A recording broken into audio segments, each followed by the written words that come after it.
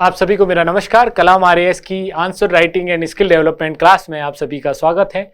हम लोग अब 14 तारीख को जो क्वेश्चंस दिए गए थे, 3 क्वेश्चंस, उनको डिस्कस करेंगे इस क्लास में और देखेंगे कि क्वेश्चंस की डिमांड क्या है, कैसे आंसर लिखना है, क्या फॉर्मेट और हो सकता है और क्या क्या चीजें इंक्लूड करनी है, क्या अवॉइड करनी है।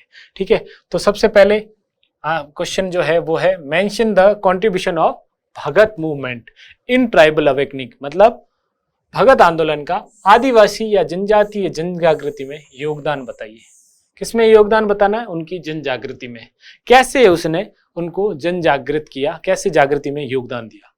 तो भगत आंदोलन जो गोविंद गिरी या गोविंद गुरु ने स्टार्ट किया था, उस आंदोलन में किस प्रकार इसमें भूमिका निभाई या योगदान दिया। देखो, सबसे पहले गोविंद गुरु ने क्या किया कि जो भी उनमें कुरीतियां व्याप्त थी भील समाज में या आदिवासी समाज में, उन कुरीतियों पर प्रहार किया और उन कुरीतियों से दूर होने के लिए उन्होंने जोर दिया। तो वो कुरीतियां क्या क्या थी? पहले तो नशा था, शराब या अफीम, ये इन नशों से दूर रहने के लिए कहा। साथ साथ में चरित्र निर्माण के लिए उन्होंने संप सभा का गठन किया और संप सभा के 10 नियम जैसे थे, जैसे विष्णुइयों के 29 नियम होते हैं, वैसे ही संप सभा ने अपने 10 नियम निर्धारित किए, जिसमें चोरी ना करना, झगड़ा ना करना और नशा ना करना आदि जो है नियम थे। और उन नियमों की वजह से भील जनजाति या आदिवासी जनजाति को इन सब चीजों से दूर करते हुए चरित्र निर्माण किया।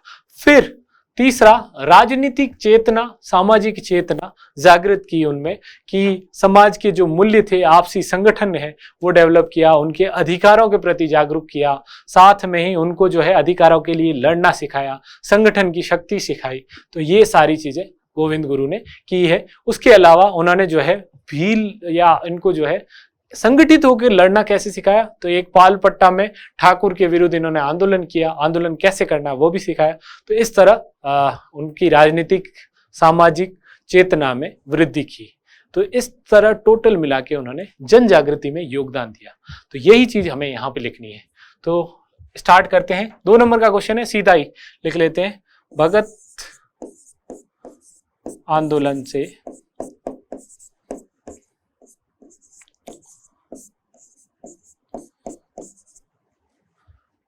जनजातीय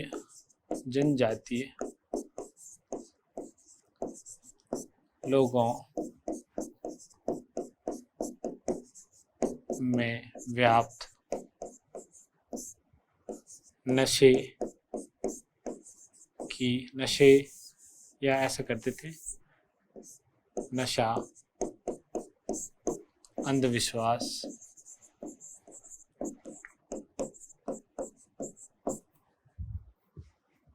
आदि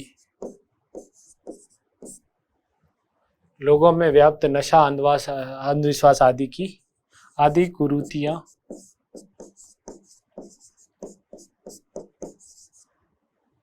दूर हुई,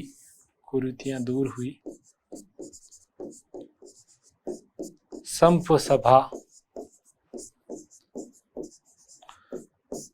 के 10 नियमों ने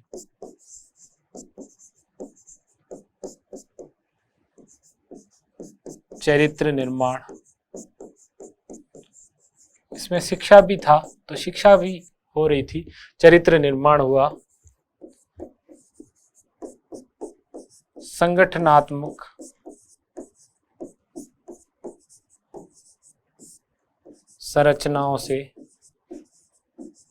संरचनाओं व उपदेशों से, इसमें यहाँ उपदेशों से पहले गोविंद गुरु नाम लिख लेना, क्योंकि वो अगर मेंशन नहीं होता है तो एग्जामिनर सोचता है कि ये ऐसे ही टप्पे मार रहा है, तो वो मत करना, यहाँ पे ऐड कर लेना, या यहाँ पे स्टार्टिंग गोविंद गुरु के भगत आंदोलन से। ठीक है, तो कहीं पे भी कर सकते हो, गोविंद गुरु के उपदेशों से राजनीतिक यानी अधिकारों के प्रति चेतना हुई, राजनीतिक व सामाजिक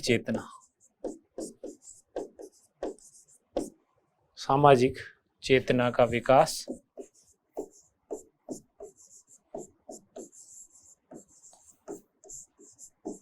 साथ में आंदोलन की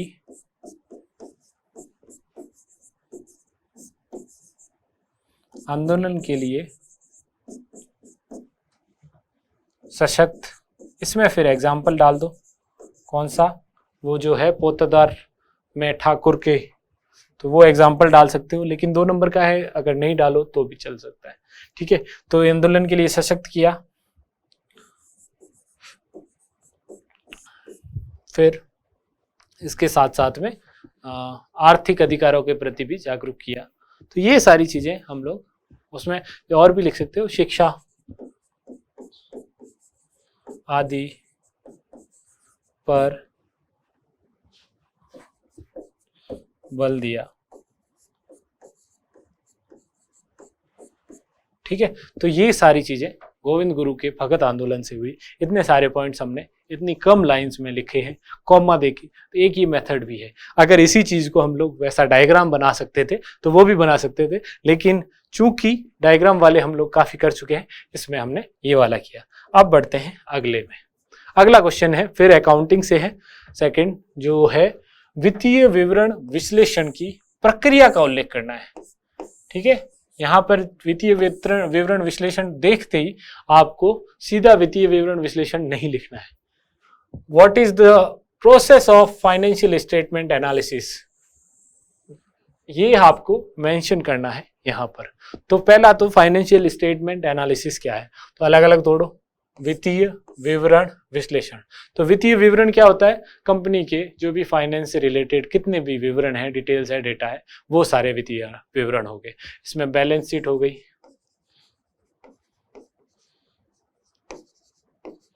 ठीक है, और प्रॉफिट लॉस अकाउंट हो गया, प्रॉफिट लॉस अकाउंट हो गया।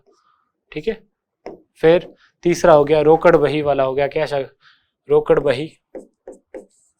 तो ये सारे जितने भी इसके विवरण हैं, इन विवरणों को एक साथ लेके उसका जो है विश्लेषण करना, उन विवरणों से एक जानकारी निकाल के उपयोगी जानकारी में बदलना, यही है वित्तीय विवरण विश्लेषण।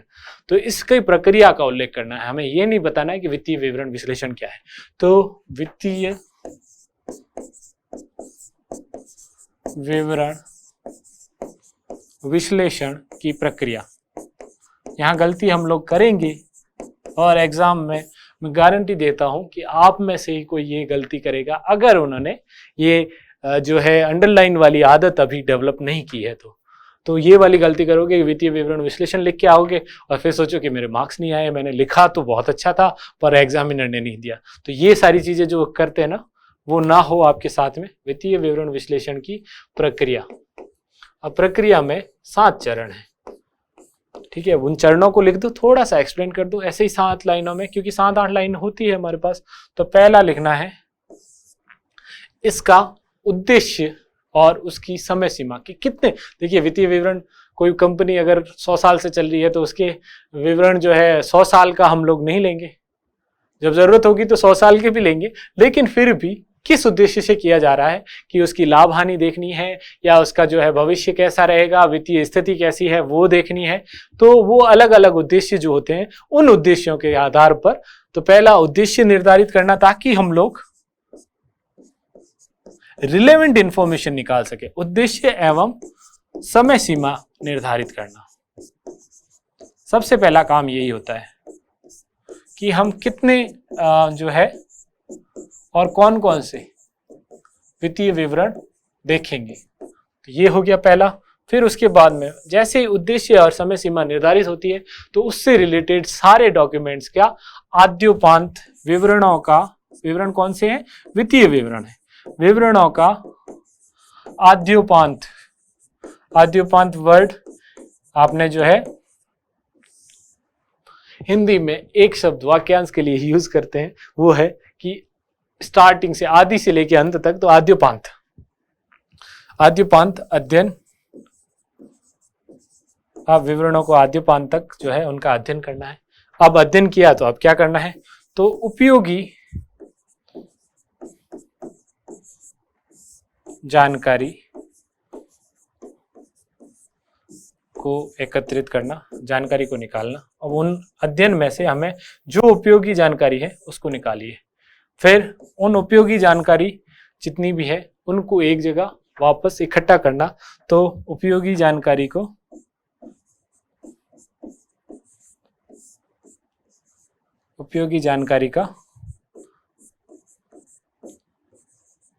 एक जानकारी को लिखना तथा अब वहां पे जो है डेटा होगा कि कुछ जैसे मान लीजिए लाखों में डेटा है, ठीक है, कि 5 लाख का हमारा खर्चा हुआ, 5,07,000 का, तो उसको जो है हम लोग तुल्य अंक यानी 5 लाख का खर्चा, क्योंकि विवरण जब करेंगे तो उसमें थोड़ा सा इजी रहेगा, थोड़ा आसानी से देखेंगे, तो इसलिए वहां पे समंक करना, समंकों को लिखना,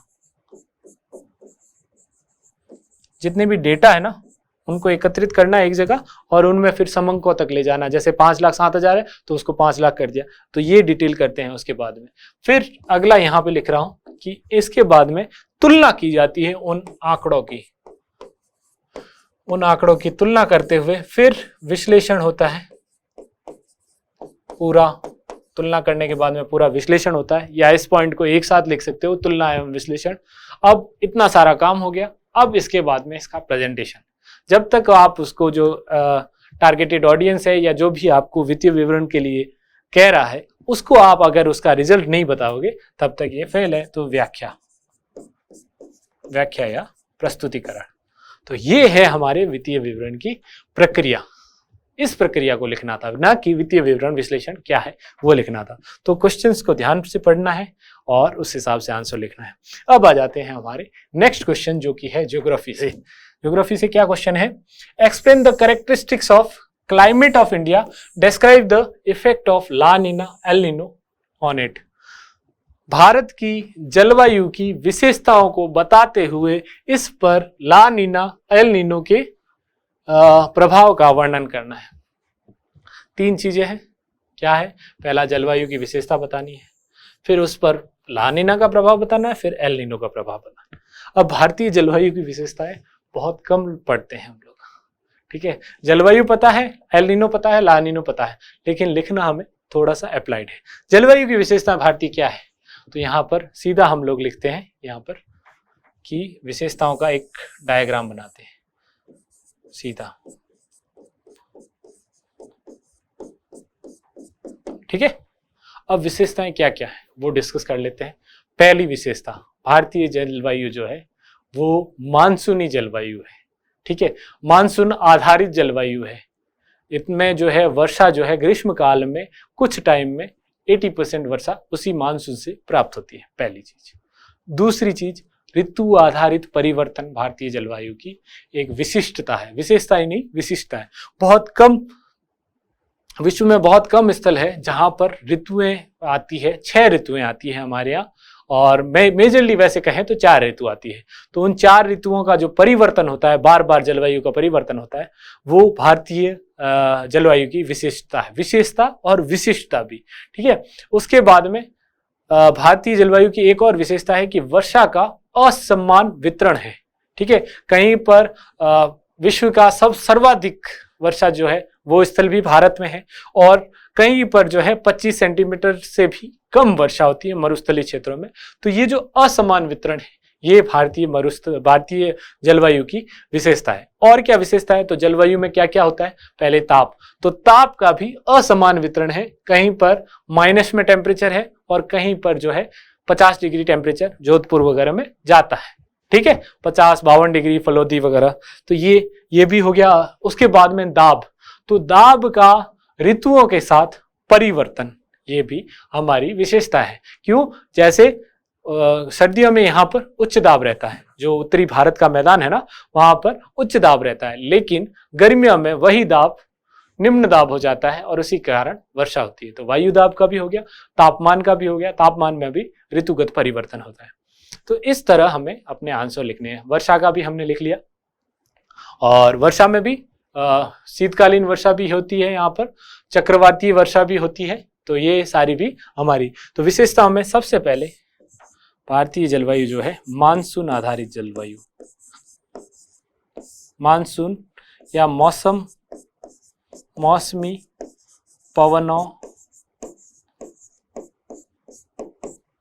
आधारित जलवायु।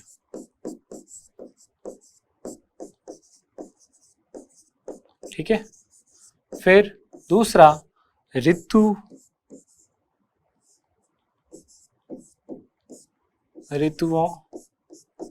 का परिवर्तन या ऋतुओं आधारित है। ठीक है, परिवर्तन। तीसरा, जैसा कि मैंने कहा कि वर्षा का असमान वितरण। इसको आप थोड़ा थोड़ा डिटेल में अगर लिखना चाहे तो वो भी लिख सकते हो, असमान वितरण। इसमें अगर डिटेल में नहीं लिख रहे हो तो यहां पर 2 लिख लो, मासिन राम और जैसलमेर, या लेह लद्दाख भी लिख सकते हो, कोल्ड डेजर्ट। ठीक है, ये हो गया। अब वायु दाब का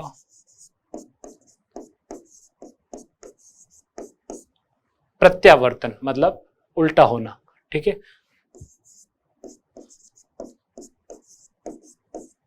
कैसे? तो ग्रीष्म में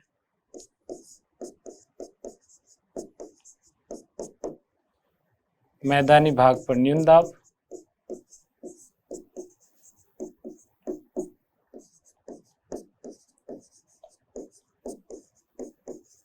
तो शीत ऋतु में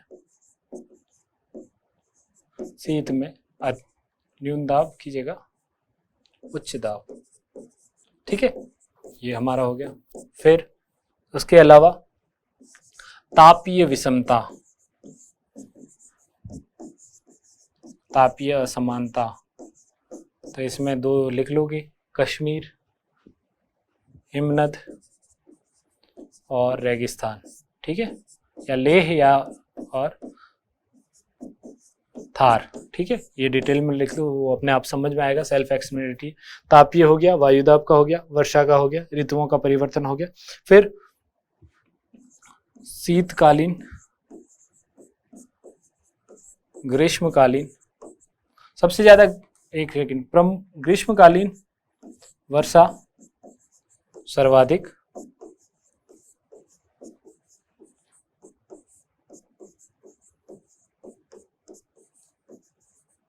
यहाँ पर 80% लिख लो, किंतु साथ में शीतकालीन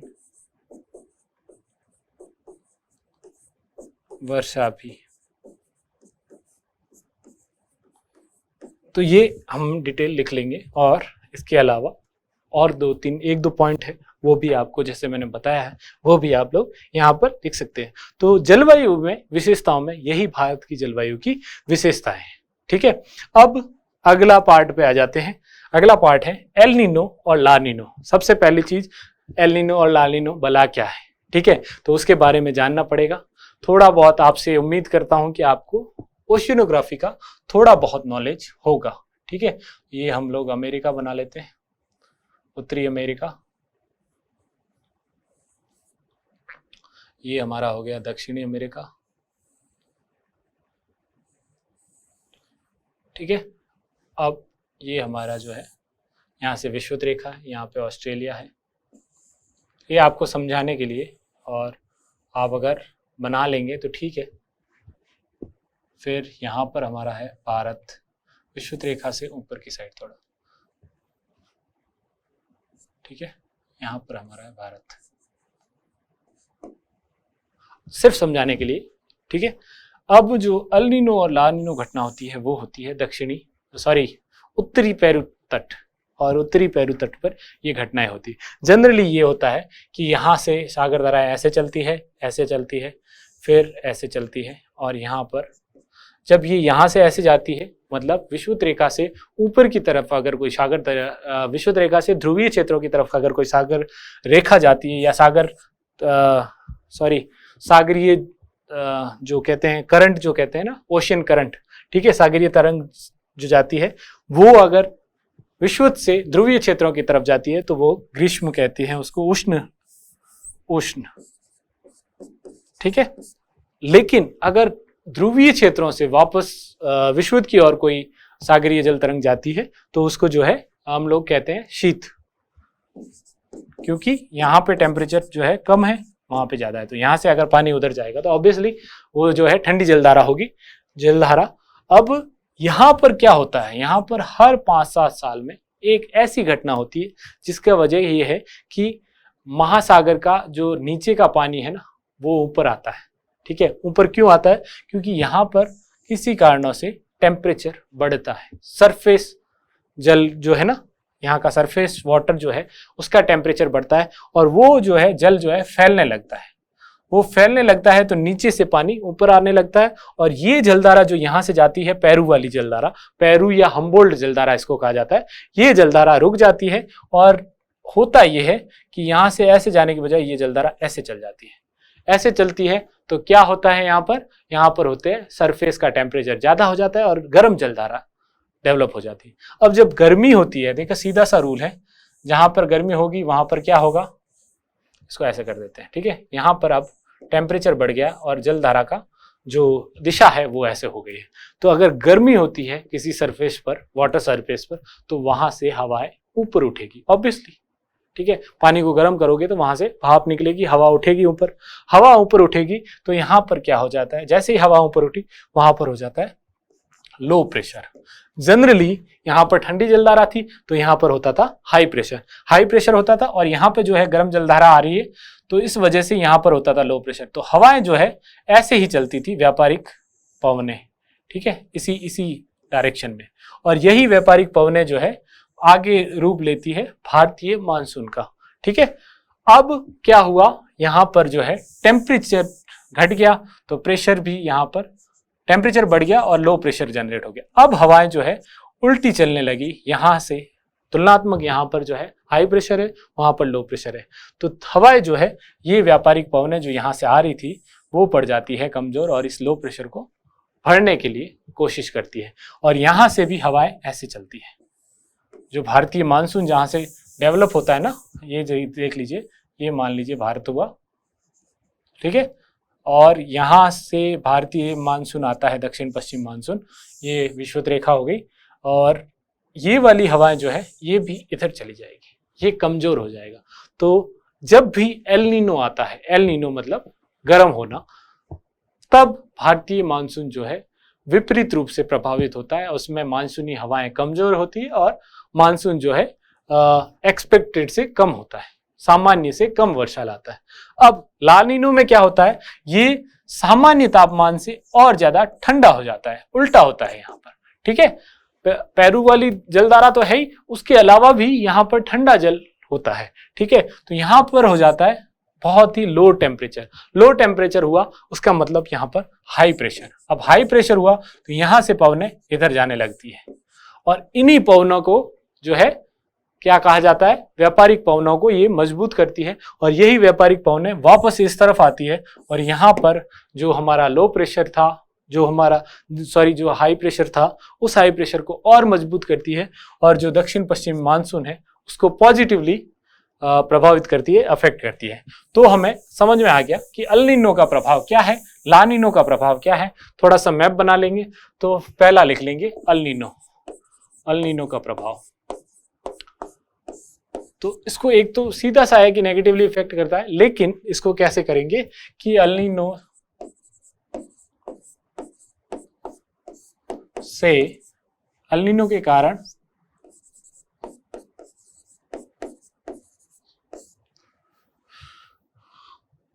प्रशांत महासागर में या अल नीनो के कारण दक्षिणी गोलार्ध में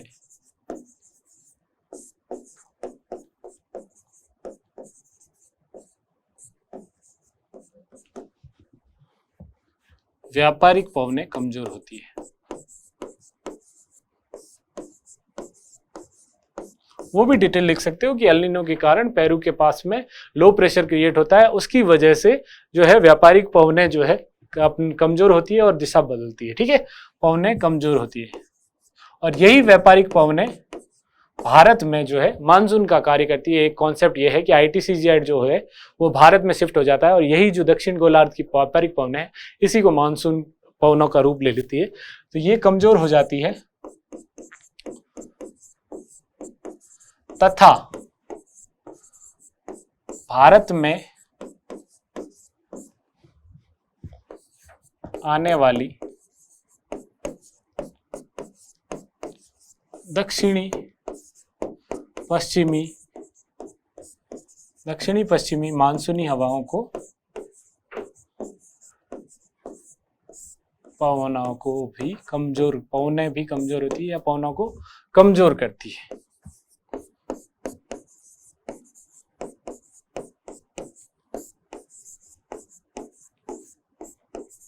तथा भारतीय मानसूनी वर्षा को कम करती है। ये हो गया हमारा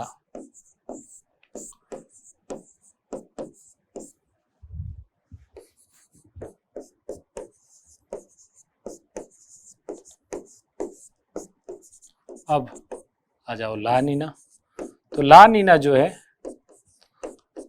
ला नीना से पेरू तट पर उच्च दाब क्षेत्र विकसित होता है।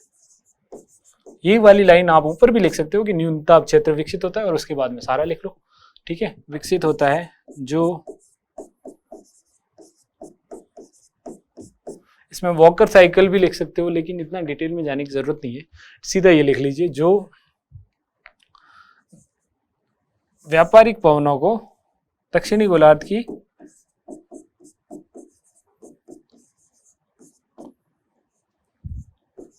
व्यापारिक पवनों को मजबूत करती है।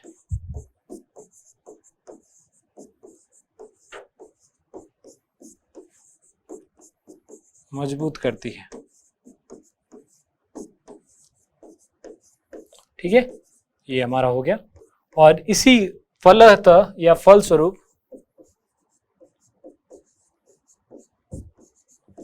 मानसूनी पवनों को मजबूत करती है और वर्षा अधिक होती है। ये हमें लिखना है, सिंपल ही है ना, करती है और वर्षा को भारत में औसत से अधिक वर्षा लाती है या वर्षा को बढ़ाती है। ये आगे की लाइन में आप लोगों को लिखना है और हमारा आंसर कंप्लीट हो जाएगा। तो इस तरह आंसर लिखने हैं, इस तरह हमें करना है। एक डायग्राम यहाँ पे छोटा सा अगर आप चाहें तो बना सकते हैं, ठीक है। ये भारत, फिर यहाँ ऑस्ट्रेलिया, फिर यहाँ जो है हमारा दक्षिण अमेरिका, और यहाँ पे आप दिखा सकते हो एक तो इस तरफ वाला और ला नीनो में उस तरफ जो पवने हैं वो वाला दिखा सकते हैं, ठीक है। ये अल नीनो में हवाएं ऐसे चलेगी तो उससे यहाँ का कमज़ोर हो जाएगा और ला नीनो में उल्टा दिखा के आपको करना है। तो ये आपका आंसर कंप्लीट हो जाएगा। इस तरह आंसर्स लिखने हैं। ये अप्लाइड जब पूछता है ना तो थोड़ा सा आपको दिमाग लगाना होता है, बाकी पढ़ा आपने सब होता है। तो इस तरह हमारा आंसर हो गया। आप इसी तरह प्रैक्टिस करते रहिए और हमारे साथ जुड़े रहिए कि आप जो है आपकी तैयारी अच्छे से हो जाए और आप अच्छे से अच्छा अपना परफॉर्मेंस दे सकें। Thank you very much.